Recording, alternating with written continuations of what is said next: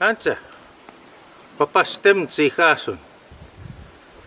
Hello, my name is Whitehorse, and today I'm going to be talking to you a little bit about Beaver. But before we get started, I'm going to tell you a little story about Beaver, and this story's been passed down from generation to generation, and thankfully it was passed down to me, so I'm going to share it with you now. Now this story is all about and Trickster.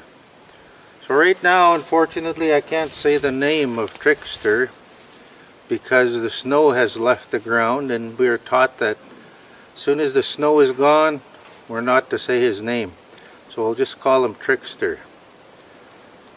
But Trickster on this particular day, as Trickster always did, he was out, and usually he got into a little bit of trouble. And on this particular day, he was thinking to himself, I wouldn't mind seeing what tastes like, seeing what the beaver tastes like. He's got a pretty big body and he's kind of fat, so I think I'm gonna see if I can hunt me up a beaver and throw him in my stew pot, try it out.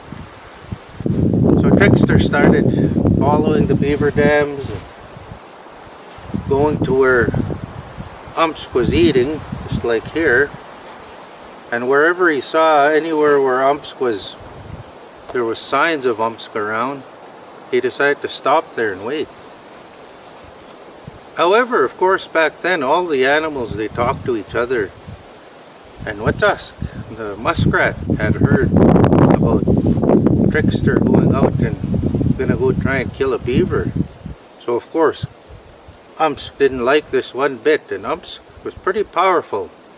So talked to and told I know Trickster is gonna go hide behind that pile of willows there, where you said that he was gonna be waiting for me by where my beaver run is there. I want you to go there, and when I come swimming out of the water, sneak behind Trickster there and bite him in the butt as soon as I pop out of the water. So Wachask started smiling to himself. He said, okay, I'll go hide in the grass there.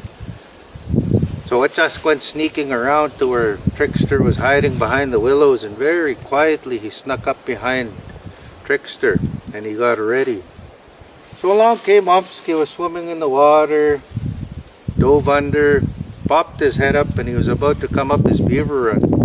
And just then Trickster was standing there with a spear, just ready to stab And just as he put his arm back and he was gonna stab, bit him right in his butt really hard.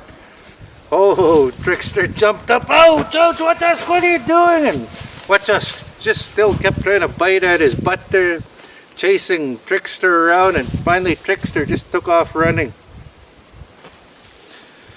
Well, Beaver wasn't too happy with this, so he called a meeting of all the beaver, and he told them, we're going to have to do something about this Trickster. He's hunting us for food, so let's do something about it.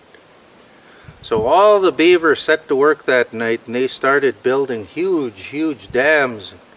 All the water started backing up and everything was filling up. And soon after 3-4 days, on the 4th day, there was hardly any land anywhere. Everything was just covered with water from all the beaver that were building these dams and blocking up all the water. Finally, after the 4th day, there wasn't any land left. Everything was covered by water. Now, Trickster had jumped onto this huge log and he made a huge raft of it. And a bunch of the animals were jumping onto this huge raft to get away from the water and try and stay alive. But the beaver continued, keeping the water going higher and higher until there was absolutely no land. There was nothing but water around. Now we're told that this story leads on to another story all about Wachask. But that's another story. But now you know the story of and Trickster. Uksamaga.